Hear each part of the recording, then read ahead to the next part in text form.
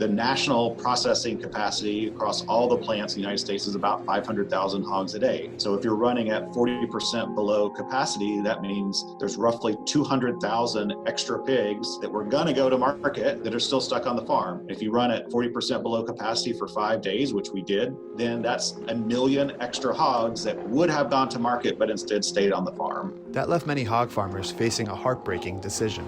For us, you're looking at 3,500 pigs potentially that are going to have to be euthanized. It's not something we're trained to do. It's definitely something we don't want to do. The end result has been that fewer pigs and cows are entering slaughterhouses, which means less meat is making its way to grocery stores. That's led to meat shortages across the country, and those shortages have led to price hikes. To be clear, when we're talking about meat shortages, that doesn't mean your local store will run out of meat, but you may not find the variety or the prices that you're used to. When you look at these wholesale prices for beef and pork, they're more than double of what they were a month ago. That doesn't necessarily mean a doubling of retail prices, but there is inflation on the way for the consumer.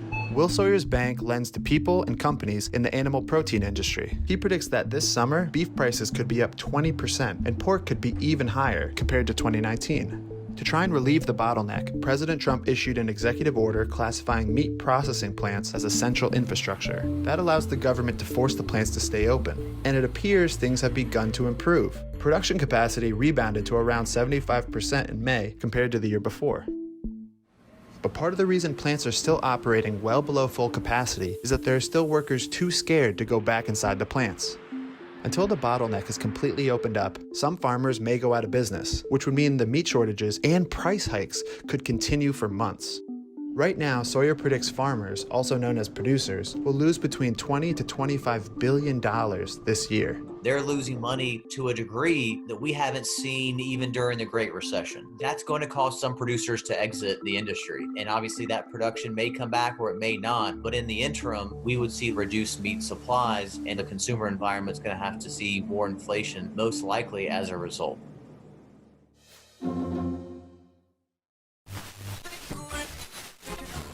When the only constant in life is change, you need to be ready.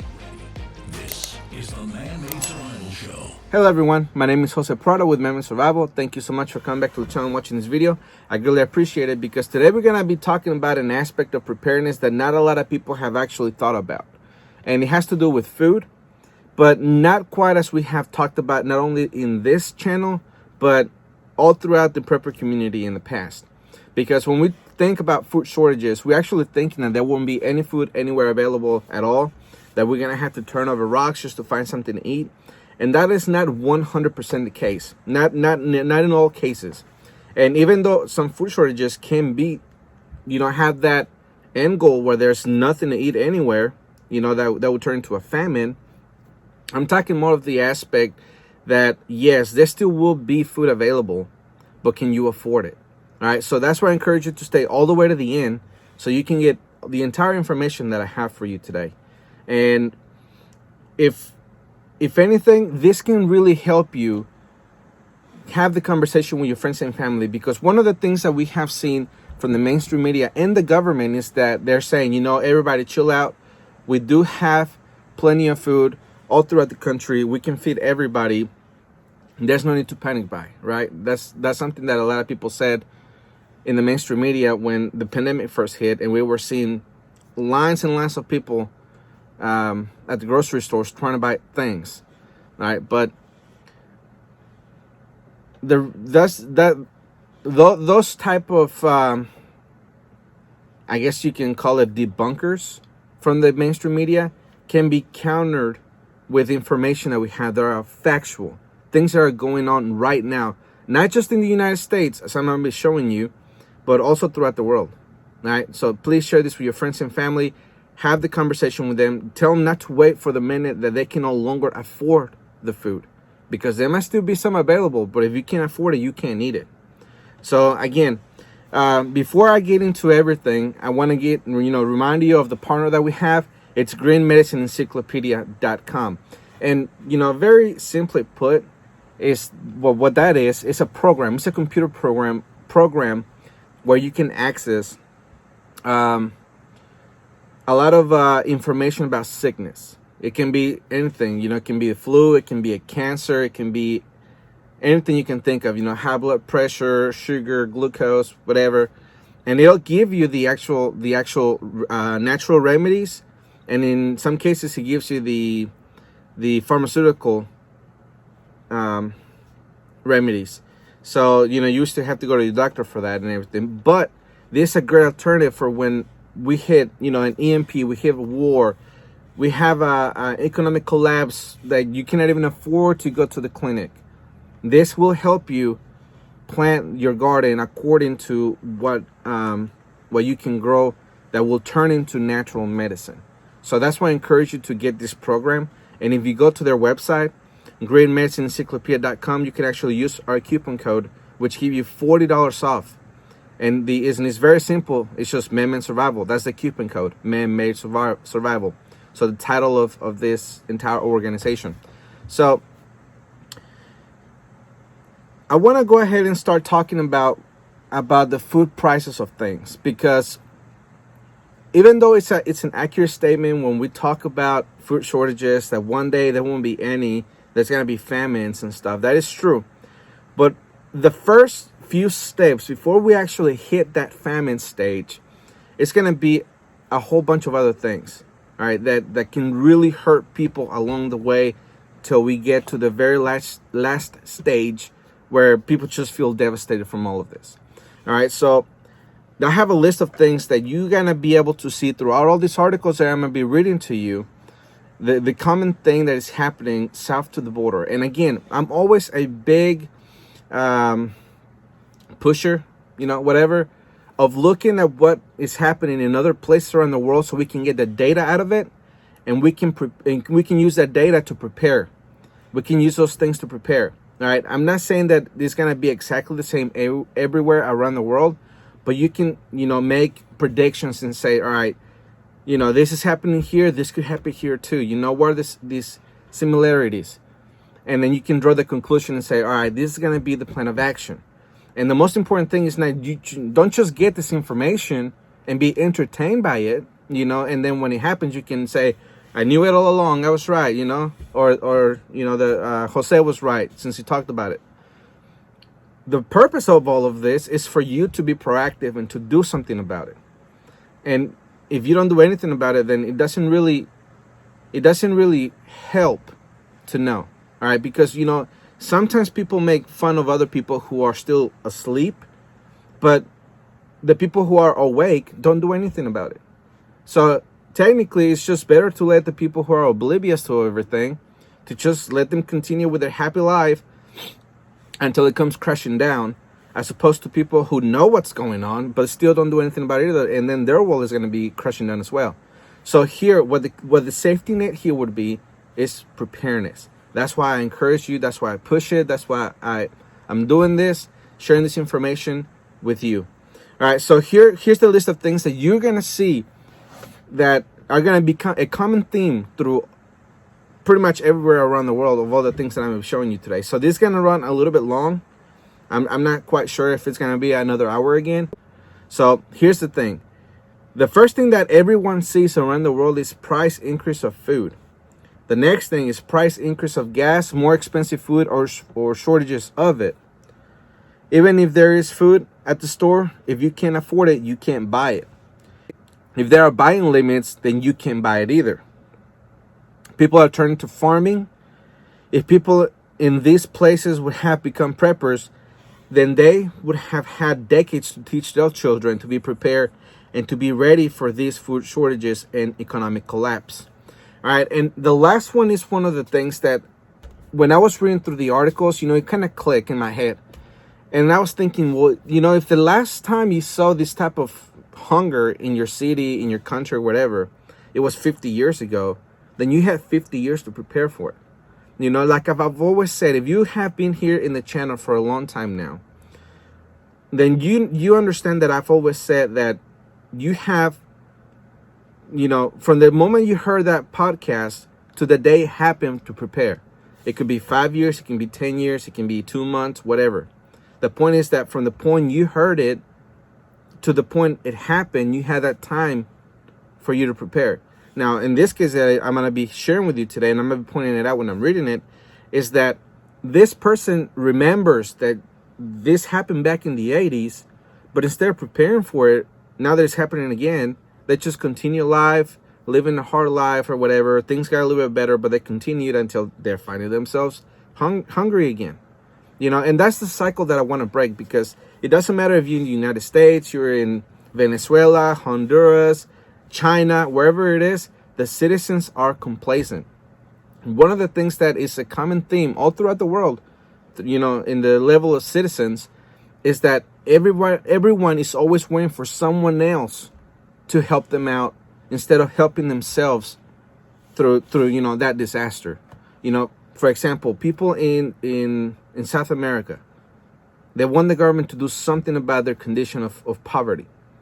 And even though some of those aspects is not fault of their own, there's still ways that you can still live your life and be prepared for things, you know, because I've experienced it. But they still sit there and be poor and not do anything about it, because, you know, they have lost all hope. Other places like in China, even in the United States, because this happens here all the time, is that we see ourselves in hard times and we don't do anything about it either. We're waiting for a candidate to solve our problems. We wait for someone else to come along and say, you know, I'm the hero of the day, and you know, you gotta love me now. My take on it is that you have to be proactive. You have this information, you have to get ready. No one is gonna get ready for you. Now, the first headline that I have for you is gonna take us to China. And again, as I mentioned a minute ago, the main thing that you're gonna see is that there's gonna be price increase, and there's gonna be price increase. There's gonna be gas shortages and buying limits. You know, so with all the things that we are seeing that's happening naturally, it's forcing governments to use their reserves to the point where they're drawing red flags saying, you know, we're gonna run out of food. It may not. It doesn't mean there won't be available, but everything is increasing in price in China. All right, here's the headline: China's pork reserve at risk of running out in months as prices soar. This from Zero Hedge. China could be at brink of exhausting its massive frozen pork reserves as the country's pig herd is wiped out by African swine fever. Declining reserves are particularly bad news for the Communist Party of China, which is worried that they might not be able to prevent another destabilizing surge in prices. For more color on China's strategic pork reserves, Enodo Economics, a London-based consultancy firm quoted by the Financial Times, said reserves fell by 452,000 tons from September 2019 to August 2020. This means that the country's pork reserve are at dangerously low levels.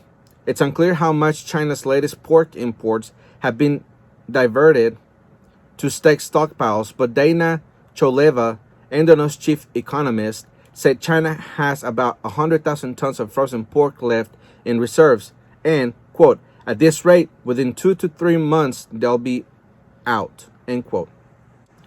All right, so one of the very important things to understand that in China, pork is like chicken in the United States, you know, kind of to give you an idea of why pork is such a big deal. Because for them, pork is like chicken for us. So, see, if you were here when I first started Man Survival, or at least the podcast, back in January when I was starting to report on what was happening at the beginnings of the coronavirus, I told people that they needed to go ahead and buy the things that they needed before it hit the United States, because one of the common themes that we were seeing all throughout the Asian nations when they were first experiencing the coronavirus, and some of the Europeans as well, is that the price of everything went up. All right, that's why it's always beneficial for you to be prepared well in advance before anything happens, because prices always go up. You're gonna always have to spend more money to gather the same items that you would have if you would have prepared before anything happened. All right, so that's why it's important for you to do it now, while prices, even though they have risen a lot, you know, in some cases in certain meats and stuff like that, which has risen, I think the last time I heard it was 300%, you know, it's still going to be the cheapest you can buy it, as opposed to another time in the future when it could be, 700% increase. So it's always beneficial to be prepared before anything happens. So the next headline that I have for you, it goes into more detail into a different aspect into what's happening in China, because they're having not only the pork being hit, but also other whole grains and vegetables and fruits and things like that. So pay close attention, because I'm going to be sharing that with the same thing is happening in the United States. So it's not a far away problem. It's a problem that is also happening here, but it's further back in the timeline. All right, kind of like coronavirus. It first started in China, it went to Europe, and then it hit the United States. And we saw the progression of it until it hit the United States, and now we find ourselves in this situation. All right, it's kind of the same way. All right, we have seen prices of things go up everywhere else, and now it's catching up to the United States. There's been food shortages everywhere else, and it's catching up to the United States. And, that's why we have to pay attention to all these things, and we have to know what's going on globally, not just locally. Is another famine looming in China? The red dragon struggles to meet basic food demands. This from strangesounds.org. China, which embarks on the mission of becoming a superpower by showing its economic and military might to the world, now may be brought to its knees over shortages of food. Chinese President Xi Jinping recently launched the Clean Plate campaign to ensure that food supplies do not deplete quickly and bring about a repetition of the 1959 Great Famine, in which millions of people starved to death. Soaring prices of agricultural products are stoking food security jitters in China. According to the China's National Bureau of Statistics, food prices went up by 13% in July compared to the previous July. The price of pork rose 85%. On a year-on-year basis, food prices have increased by 10% in 2020. The price of corn is 20% higher, and the price of soybeans are 30% higher. According to global financial group Nomura, China's agricultural GDP could fall by nearly a percentage point in July-September quarter, rendering losses of $1.7 billion in the agricultural output. Chinese brokerage firm Shenwang Hongyan has anticipated that China could lose 11.2 million tons of grains this year compared to last year. This has forced Beijing to release 62.5 tons of rice, 50 tons of corn, and 760,000 tons of soybeans from its strategic reserves.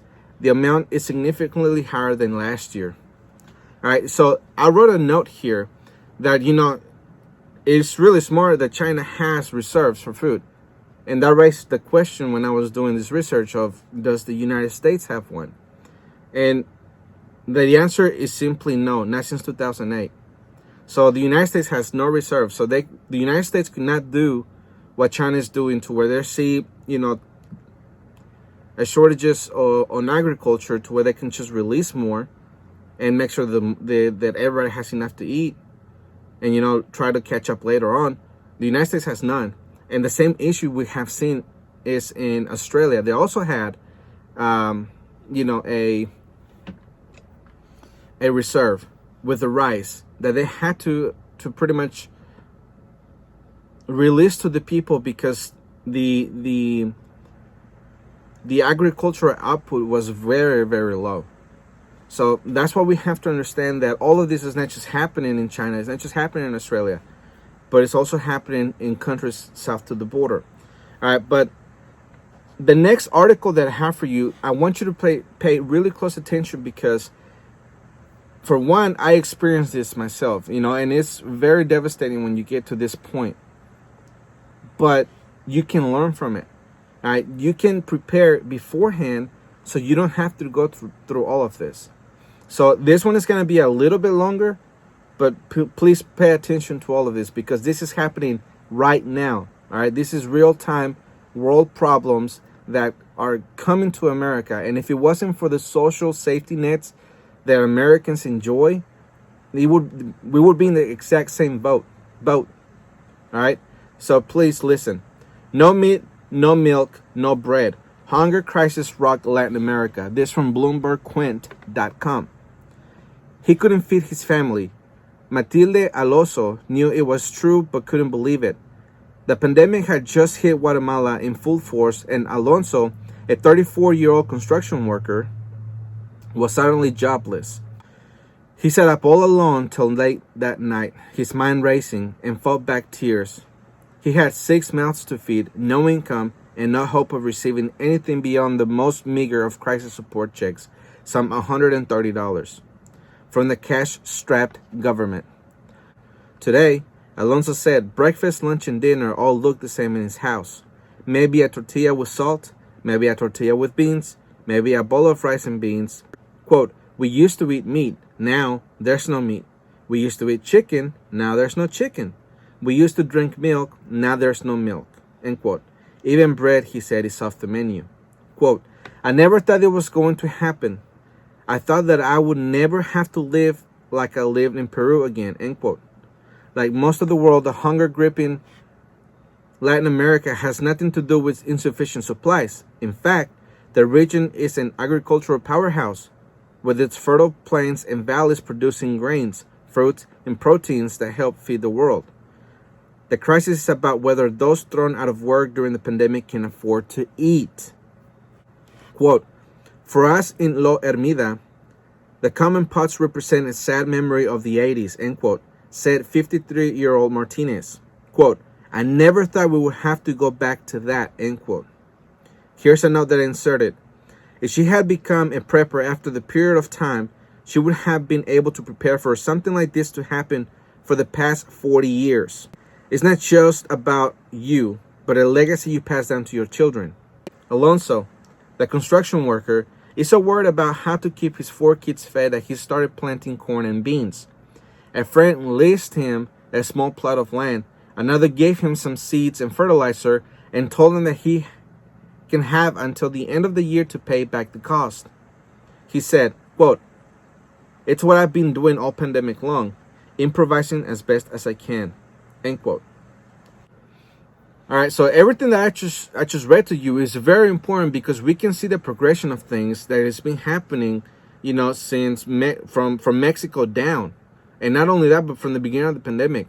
And even though all these places have rich soil where they can have plenty of food grown, the question is, can you afford it? And the answer to the question for them right now is no, they cannot. They don't have a job. They can't even pay their bills. And the very, very important one at the very end is that this guy is growing his own food, or at least attempting to, because when you bring that same attitude to the United States, how many families are willing to do that? Are they going to have to find themselves in that exact position before they start planting a garden, before they even learn what a garden looks like?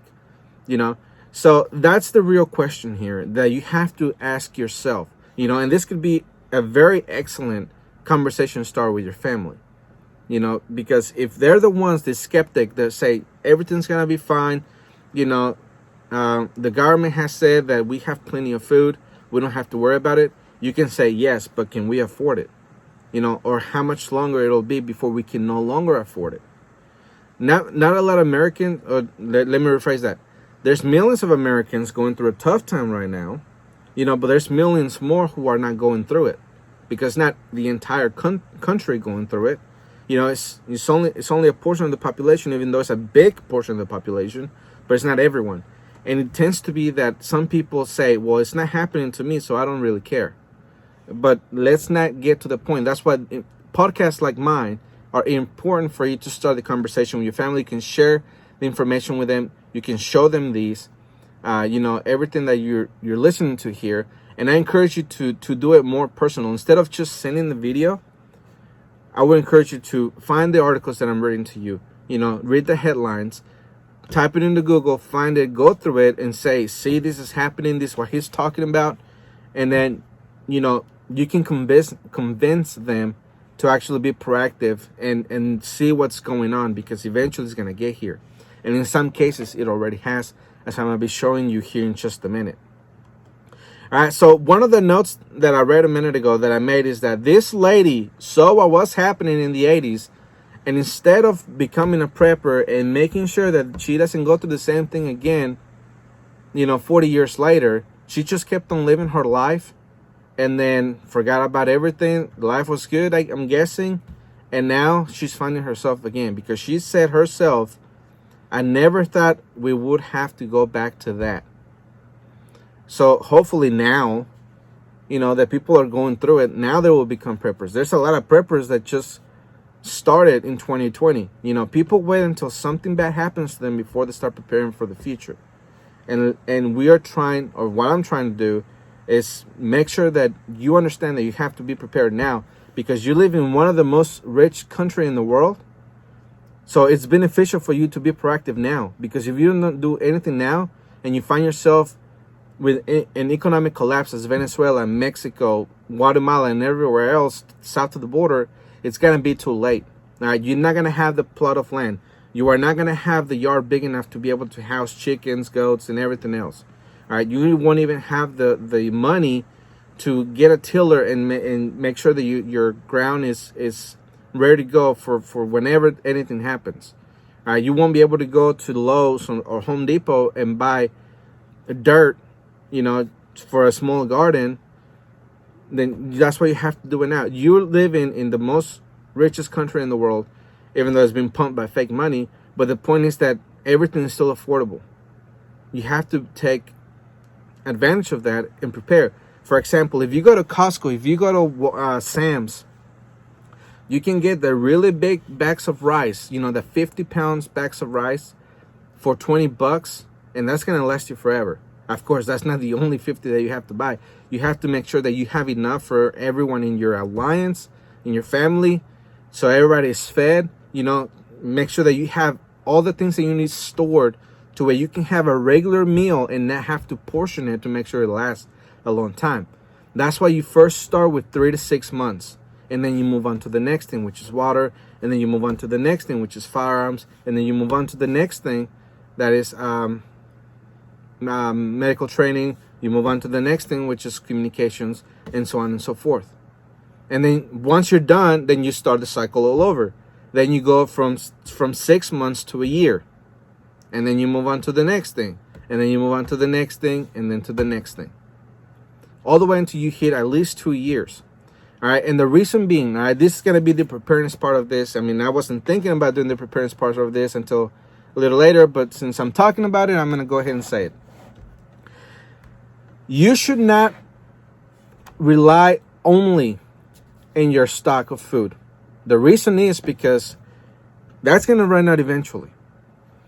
But something that people do not consider when becoming preppers, and which is another flaw of the prepper community, is that you have to make sure that you are able to grow your own food. And the stock and the food that you have stocked up will only be used when you have crop failure, because that has to be the thing that you do right off the bat. The very first thing, like this guy, he's making sure that he's going to have some food later on, because again, let's remember, crops don't grow the next day and they give you food. In some cases it take 100 days for them to even produce anything. And that's if your soil is right, if you have enough water to give them, if you have enough everything. All of that, it goes along with growing food. And if you have soil that doesn't have any nutrients, you can fertilize it and you can even water it, then you won't have anything growing. You're just going to be wasting your time putting your hopes on a crop that is never going to work because you're doing it wrong. So the reason that you have to learn all of this, you have to learn all of this before anything happens, is so when it happens to be a real situation where your life depends on it, you have all the knowledge that you need. You're gonna work out all the bugs, because you can read things in a book, but until you put it into practice, you're gonna notice that some things are completely different. All right, I can write a book about everything that you're gonna need and how things can turn out, but unless you go through it and you actually learn how to do it, it's gonna be a totally different experience. All right, so that's why it's important for you to learn now. So again, back to the food. If prices get to the point where you can no longer afford them, right? That even when you get EBT, you get, food bank food and church food and everything else, then you would have to start right away planting food. And you can plant both year round, depending on the crop. But the point is that you can do it. And if things happen to happen like it happened this year at the beginning of the spring, then by now you have a big harvest that can take care of you throughout the winter. All right. So again, you will use your preserves of food, those 2 years, however long you want to take it. I say at the very least 2 years. And then you can use it in the winter when it's brutal winter, because now, we have seen, the projections for the winter, and it's going to be really cold in some places. Some places are going to be warm. Some places are going to be both.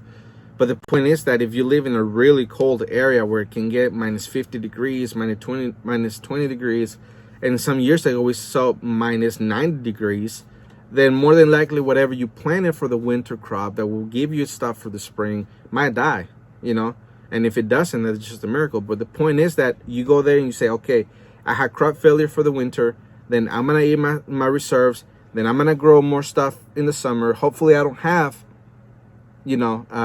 crop failure in the summer, and then I'm going to replete my stock, And, we're talking about you cannot afford it anymore, but you are making sure that your family's fed. Now, whatever dollars you're able to get, that will go paying your rent, paying your house, paying your car, and you wouldn't have to worry about food. Your family would not be malnutrition.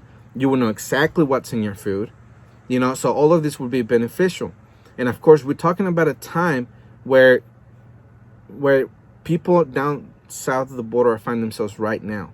And in some cases, some families in the United States find themselves right now.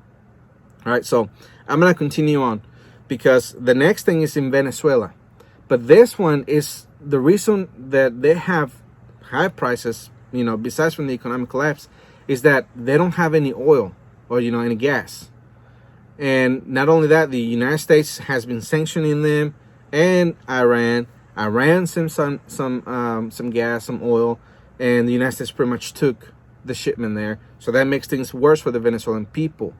All right, so now we get into the politics a little bit, saying this, just by saying the simple line. The reason politics is important in preparedness is because you have to make sure that the country that is stronger than you is not going to make a move against the government, and it's going to affect you along the way. Because it's exactly what we're doing as the United States to Venezuela. The Venezuelan people have nothing, they didn't do anything to the United States. What the United States is doing is that they're trying to punish Maduro, and in turn, that's punishing the people. Even if that's not intended, that is happening. So then the preppers in Venezuela, what they would have had done years ago is saying, okay, if we're seeing that we're going to get sanctioned in the future, then we have to prepare now. So when that happens, we can still live our lives. We can still have food. We can still things we need, to the extent that they can get them, and not be too affected by the sanctions as they're being affected right now. And let me remind you, the possibility that one day the dollar is no longer the world currency, it's a real possibility, because Russia, China, as I've shared here in the past, they're working tirelessly to make sure that they dethrone the United States. So think about that. What if one day China, as I've shared in the past, becomes a lot more powerful than the United States politically, economically, and militarily, to the point that they can apply the same rules that we have been applying to them, Russia, and everyone else that we don't like? Where if they do something that we don't like, sanctions. If they don't do something we want them to do, sanctions. What if that was to happen to us here in the United States, where we get sanctioned and we cannot import gas anymore, or we cannot import certain things, like people in Venezuela? What happens then? That is a real possibility, because as I've shared in the past, by 2024, China is supposed to be 40% greater economically than the United States, more advanced in AI, more advanced in a lot of other things. And by the year 2032, they're going to be stronger than us militarily. As I've shared in the past, as I mentioned again, the Pentagon has run a lot of simulations. They have run a lot of simulations where the United States loses to China in 2030. And that's not including the advancements in AI. Because as we have seen in previous months, our top fighter jet pilot, he lost against the computer simulation. He lost. All right. And I don't know how the details work, whether they let him make sure he was comfortable with the controllers of the simulation and all those things, because real life and the simulation is not exactly the same, but it's very close enough for the military to make decisions based on the simulations. So if by 2032 they're supposed to be greater than us militarily, to where if we go to war with them we lose, all right, then in the future it's also possible that they will be big enough to where they start putting sanctions on us and dethrone us from being the world currency, and they become the world currency. So the prosperity that we've had here for the past 70, 80 years, however long it's been, they can experience it over there. And we would experience the famine. We would experience the economic crash. We would experience all the other things that we have seen in other parts of the world due to the same sanctions that we have imposed on other countries. All right, so it's important for us to understand this information. Now, Venezuela, here's that headline. Venezuela's food chain is breaking and millions go hungry. This from the Wall Street Journal. A widespread scarcity of gasoline is the latest blow to the domestic food production in Venezuela, preventing goods from getting to market and farmers from filling up their tractors. Quote, despite owning the world's largest oil reserves, Venezuela is currently one of the world's most concerning acute food insecurities hotspots, end quote, the report said. Quote, despite owning the world's largest oil reserves, Venezuela is currently one of the world's most concerning acute food insecurities hotspots, end quote, the report said. That is part because staples like milk can make it to stores. Armando Chassin had produced 400 gallons of milk a day on his farm, but no gasoline means transport trucks are grounded. Mr. Chasing can afford to buy black market fuel, which costs $10 a gallon, to deliver the milk himself. Even when supermarket shelves are stocked, hyperinflation that hit 9,500% last year and high unemployment means that millions of Venezuelan families can't afford enough to eat. The UN report said that the monthly minimum wage of just a few dollars buys less than 5% of the required basic food stuff for the average family. All right, so again, very important information there, because since they don't have the gas to do it, food prices go up, so fuel equals food prices. And since they can, even if they do it, even if they do farm it, even if they do produce it, they don't have the gas and the money to take it to market. So it doesn't do any good if you can get it from market, right? I mean, you can think, where's my nearest farmer that I know? Or that they're a farmer.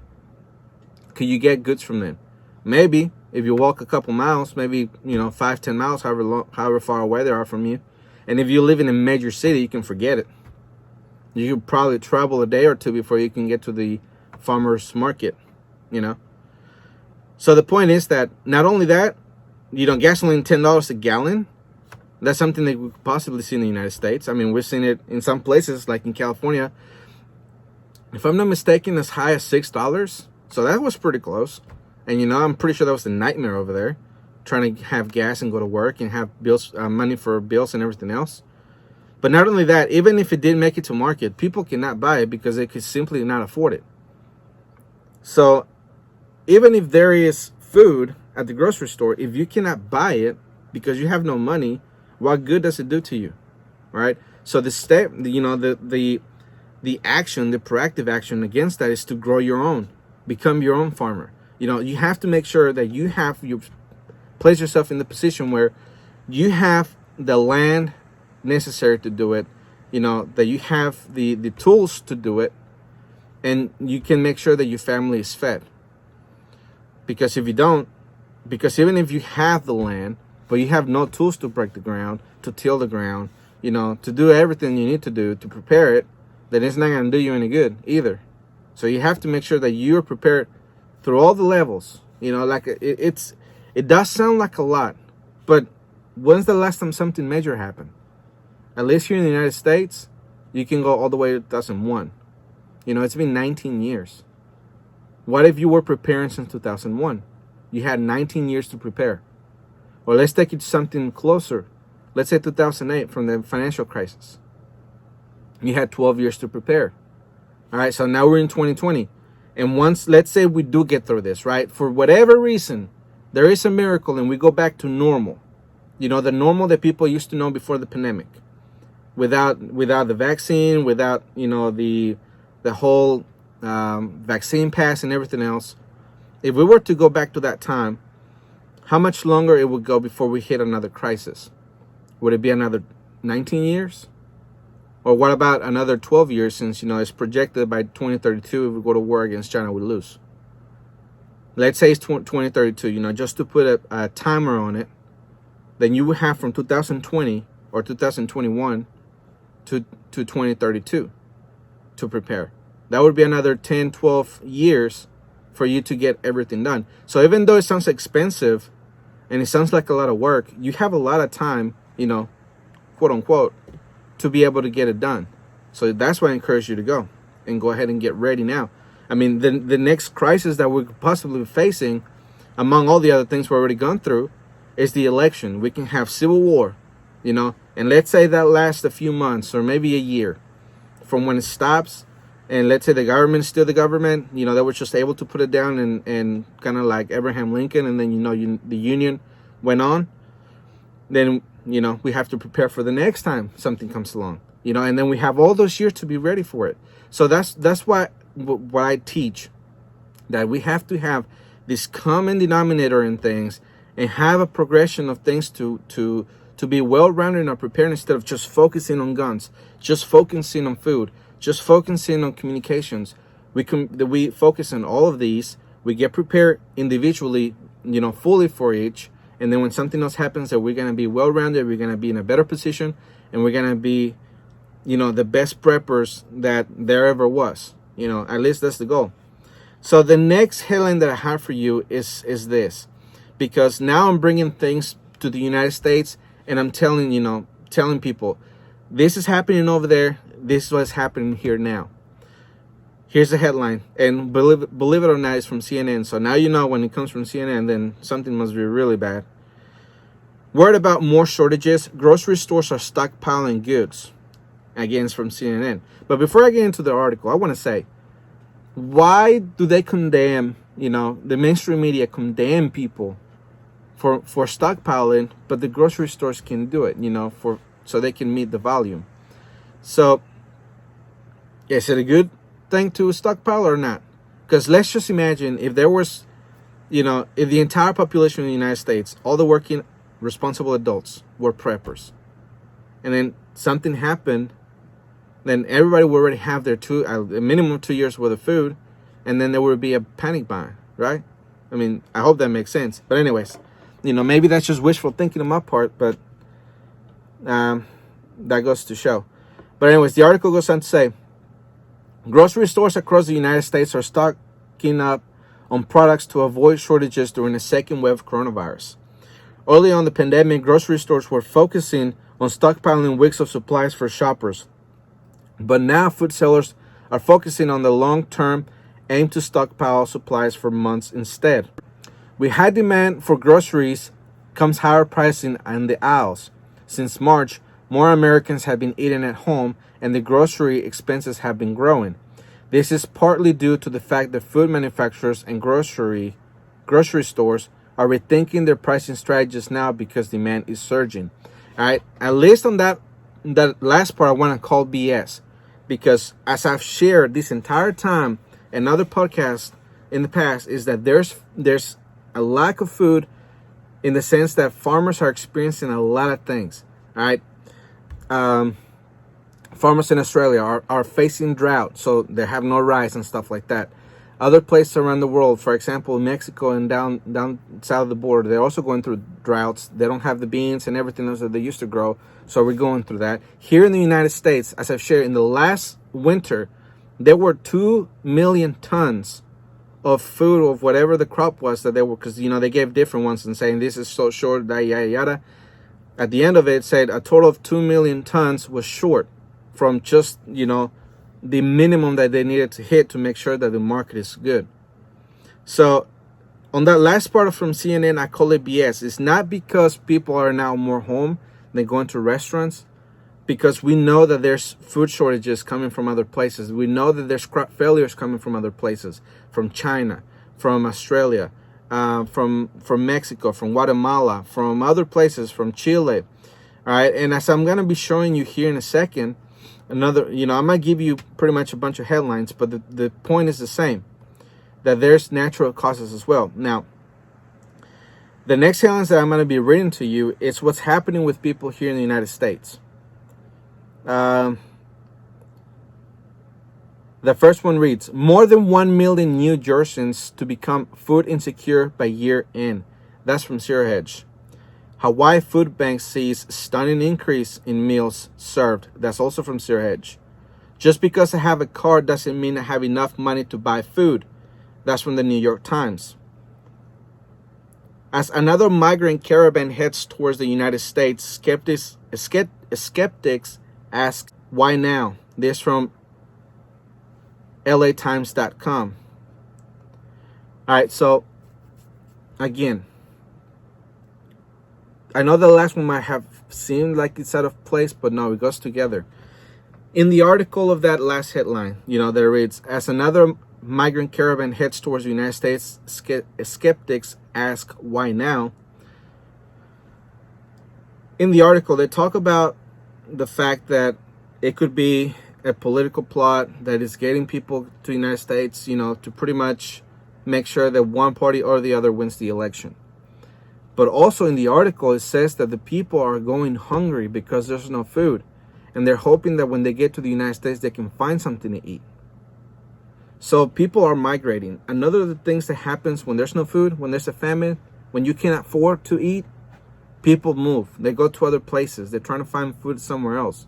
You know, and things can escalate to where they can steal for it, or they can kill other people for their food. But it hasn't gotten to that point yet.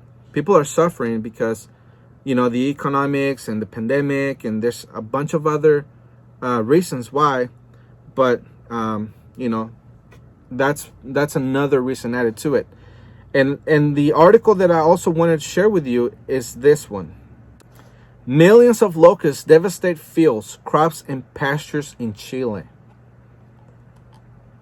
So pretty much, you know, what's going on is that these locusts are here in this side of the hemisphere, and they're working their way up to the United States.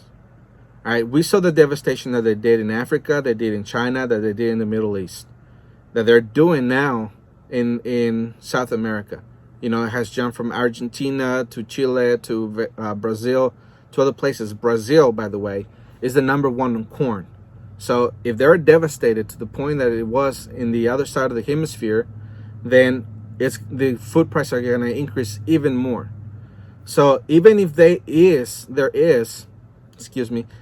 food available, it's going to be very expensive to get.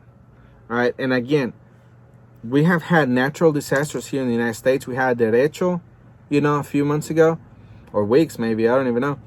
And we had other events that pretty much destroyed crops. And if you remember, in when I shared that with you, it was in the millions of bushels of corn and other things over, I think it was a span of 5 or 6 states, something like that.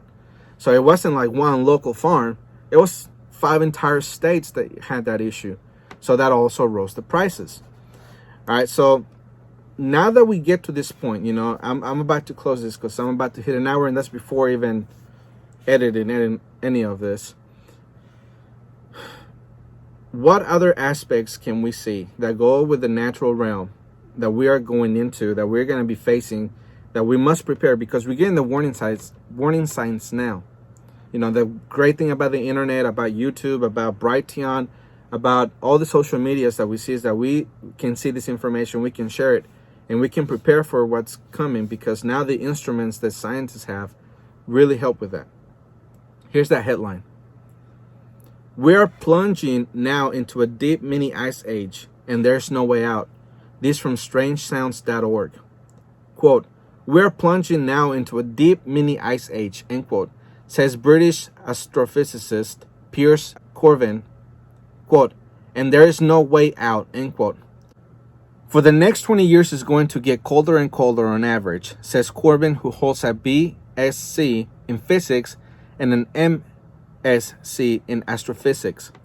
The jet stream will be wilder.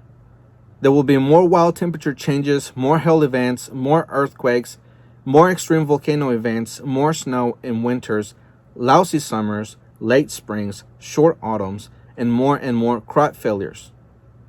Quote, the fact is that the sun rules the sea temperature and the sea temperature rules the climate, end quote, explains Corbin. Quote, what we have happening now is the start of a mini ice age. It began around 2013. It's a slow start, and now the rate of moving into the mini ice age is accelerating, end quote.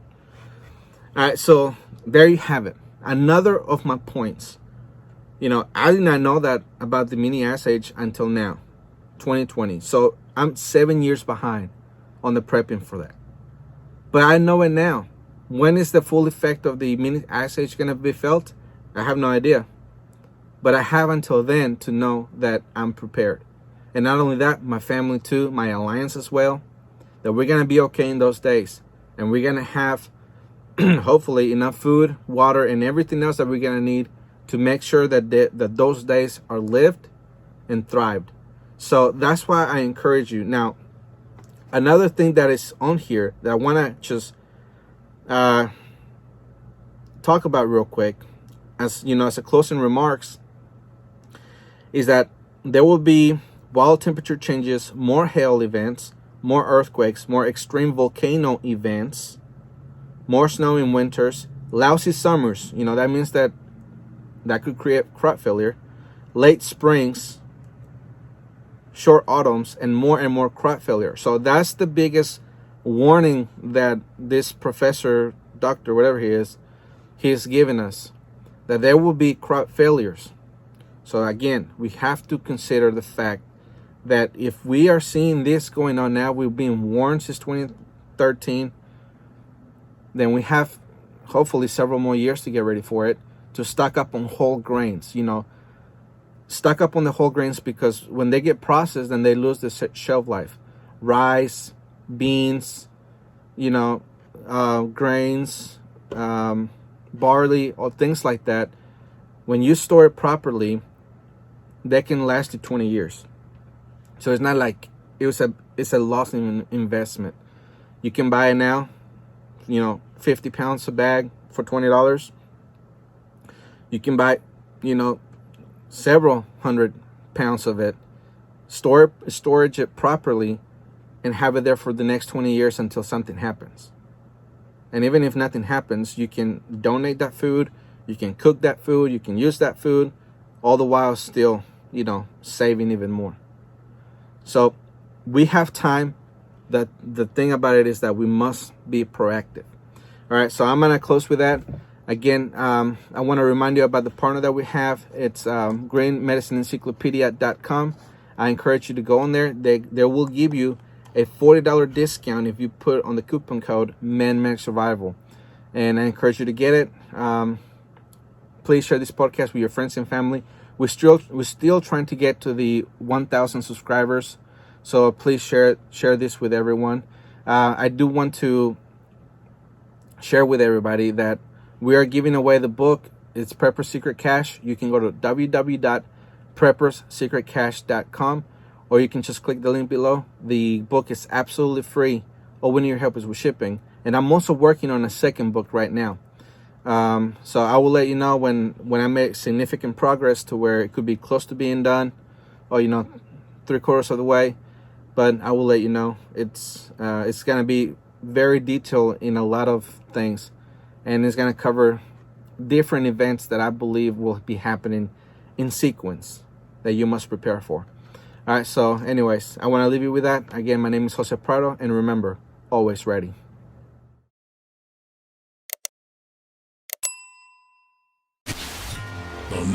Man-Made Survival Show.